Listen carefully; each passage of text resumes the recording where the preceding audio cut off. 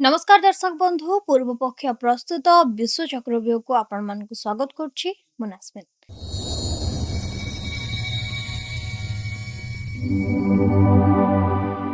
आज आम आलोचना करबा भारतीय प्रतिरक्षा क्षेत्रर सबुठारु बड़ एवं सबुठारु साहसिक पदक्षेप विषय। आम देश भारत एबे अमेरिका चीन रूसिया भली महाशक्ति को टक्कर देवा पाई एक एमिति योजना प्रस्तुत करिछि जहा सुनिले आपण भी आश्चर्य हो जिवे। आजिर आमर एही स्पेशल रिपोर्टर शीर्षक हेउछि अमेरिकार F-35 ठारु भी द्रुत गति रे उड़िबो भारतर AMCA 30 मासर सुपरफास्ट मास्टर प्लान। दर्शक बंधु स्टील्थ फाइटर जेट अर्थात जो युद्ध विमान शत्रु पक्षर राडार रे धरा पड़ेनी ताहाको तैयारी करिबा दुनियार सबुठारु जटिल एवं कष्टकर इंजीनियरिंग बोली कहा जाए। वर्तमान भारत निजर प्रथम 5.5 generation stealth fighter jet AMCA तैयारी करिबाकु जाउछि। किंतु एथिरे सबुठारु आश्चर्यजनक कथा हेउछि एहार टाइम लाइन बा समय सीमा। भारत सरकार एही विमान रो प्रोटोटाइप प्रस्तुत करी आकाश रे उड़ाइबा पाई मात्र 30 मासर समय धार्य करिसेंती। जेउठी अमेरिका को निजर F-35 जेट तैयारी करी प्रथम उड़ान भरिबा पाई 5 वर्ष रु अधिक समय लागितला, सेठारे भारत केवल 30 मासरे एहा करिबाकु चाहुछि। तेबे प्रश्न उठुछि भारत एही असंभव काम को संभव करिबो केमिति?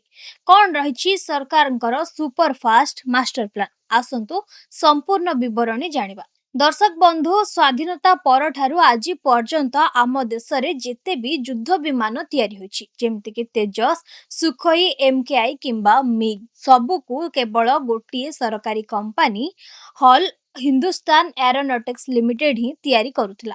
सरकारी कार्यशैली जोगु अनेक समय प्रोजेक्ट विलंब हेउथिबा देखा देउथिला, किंतु एबे भारत सरकार सही पुराना ढांचा को संपूर्ण बदलाई दैछिंती।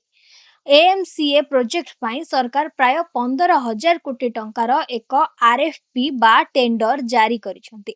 सरकारक प्रतिरक्षा एजेंसी ADA देशर 3टी बड़ बड़ प्राइवेट कंपनी किंबा ग्रुप को शॉर्टलिस्ट करछि। एबे एही प्राइवेट कंपनी गुडिक मध्यरु जे सबुठारु भलो एवं सस्ता प्रपोजल देबो ताकू ही भारतर सबुठारु एडवांस युद्ध विमान AMCA तैयारी करिवार दायित्व मिलिबो।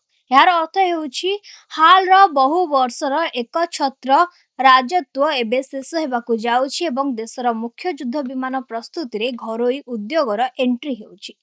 केमिति रहिछि सरकारक सुपरफास्ट टाइमलाइन? आसंतु जानिबा। सरकारक एही टेंडर रे किछि कड़ा शर्त रखा जायछि जहा सुनिले जे केही भी चकित होई जिवे। 1 रु 24 मास कंपनी सहित चुक्ति स्वाक्षर हेबार 24 मास मध्यरे प्रथम प्रोटोटाइप संपूर्ण प्रस्तुत हो जिवा दरकार। 2 रु 30 मास एही समय मध्यरे विमान आकाश रे निजर प्रथम सफल उड़ान भरिबा आवश्यक। 3 हेउछि एहा परे परवर्ती किछि मास मध्यरे P2, P3, P4 एवं P5 भली अन्य प्रोटोटाइप गुडी को विभिन्न डेडलाइन रे उड़ाइबाकू हेबो। 4 रु 7 वर्षर कड़ा परीक्षा एही समय मध्यरे विमान को प्राय 1800 थर आकाश रे उड़ाई सबु प्रकार परीक्षा सरिबा दरकार। पंचम देखिबाकू गले 2034 रु 2035 सुधा जदि सब किछि ठीक रुहे तेबे 2034 रु 35 सुधा एहार बड़ आकार रे उत्पादन आरंभ होइछिबो।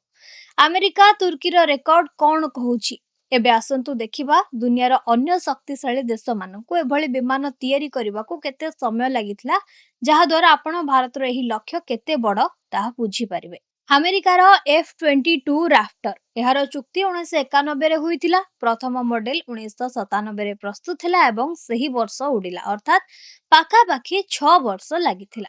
अमेरिकार F-35 स्टील्थ जेट एहार चुक्ति 2001 रे लॉकहीड मार्टिन कंपनी को मिलिथिला। सेमानंक पाखरे पूर्वरु F-22 तैयारी करिवार अभिज्ञता थिला, तथापि प्रथम प्रोटोटाइप उडिबाकू 2006 मसिया होइगला, अर्थात 5 वर्ष रु अधिक समय लागिला।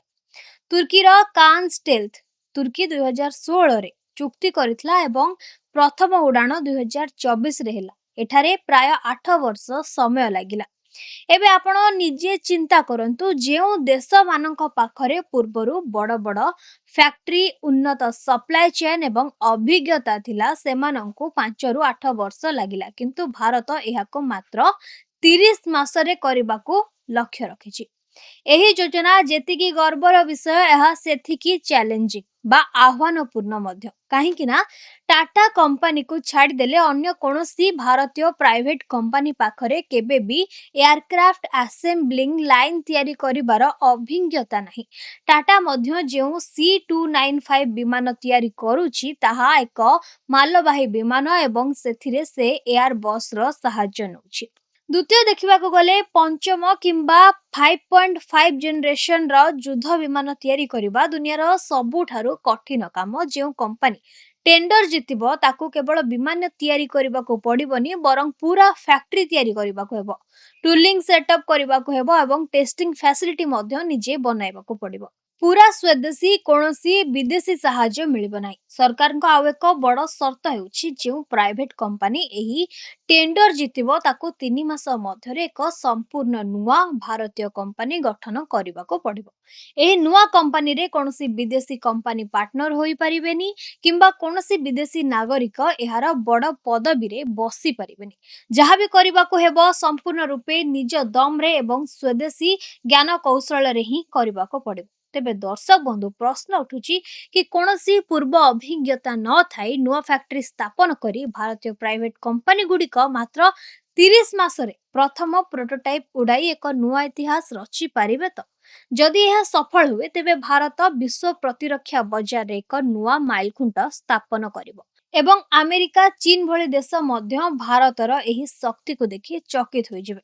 ଏହି ସୁପରଫାଷ୍ଟ ମାଷ୍ଟର ପ୍ଲାନ୍ ଉପରେ ଆପଣଙ୍କର ମତାମତ କ'ଣ? କ'ଣ ଭାରତ ଆମେରିକାକୁ ପଛରେ ପକାଇ 30 ମାସରେ AMCA କୁ ଆକାଶରେ ଉଡ଼ାଇ ପାରିବ? ଆମକୁ କମେଣ୍ଟ କରି ନିଶ୍ଚୟ ଜଣାନ୍ତୁ। ଆଜିର ଏହି ବିଶେଷ ବିଶ୍ଳେଷଣରେ ଏତିକି। ଦେଶ ଓ ବିଦେଶର ଏହିପରି ସତ ଏବଂ ଗୁରୁତ୍ୱପୂର୍ଣ୍ଣ ଖବରର ସଠିକ ବିଶ୍ଳେଷଣ ପାଇଁ ଆମ ଚ୍ୟାନେଲକୁ ଲାଇକ୍ କରନ୍ତୁ, ସେୟାର କରନ୍ତୁ ଏବଂ ସବସ୍କ୍ରାଇବ କରିବାକୁ ତ ଜମାରୁ ଭୁଲିବେନି। ଆପଣମାନଙ୍କ ମଧ୍ୟରୁ ଅନେକ ଭିଡ଼ିଓ ଦେଖୁଛନ୍ତି କିନ୍ତୁ ସବସ୍କ୍ରାଇବ କରୁନାହାନ୍ତି। ଅନୁରୋଧ କରୁଛି ସବସ୍କ୍ରାଇବ କରି ଆମର ପୁରା ଟିମ୍କୁ ଉତ୍ସାହିତ କରନ୍ତୁ। ଫେସବୁକରେ ମଧ୍ୟ ଆମ ସହ ଯୋଡ଼ି ହୋଇ ରୁହନ୍ତୁ। ଏମିତି ଅନେକ ବିଶ୍ଳେଷଣ ପାଇଁ ଆମ ଚ୍ୟାନେଲକୁ ସବସ୍କ୍ରାଇବ କରନ୍ତୁ। ପୁଣି ଦେଖା ହେବା। ନମସ୍କାର। मन कहुछि किछि नुआ करिबा पई हेले पाखरे संबळ नाही। तेबे व्यस्त हुंतु नाही। मधुलिका एंटरप्राइजेस एबे बुझिबो आपणक मन कथा। क्षुद्र शिल्प ठारु नै मध्यम शिल्प पई सुलभ मूल्य रे जोगाई देबो समस्त प्रकार मेसिन और रॉ मटेरियल, जहाकु नै आपण सहज आरंभ करि परिबे नुआ एक व्यवसाय। अधिक जानिबा पई आज ही कॉल करंतु।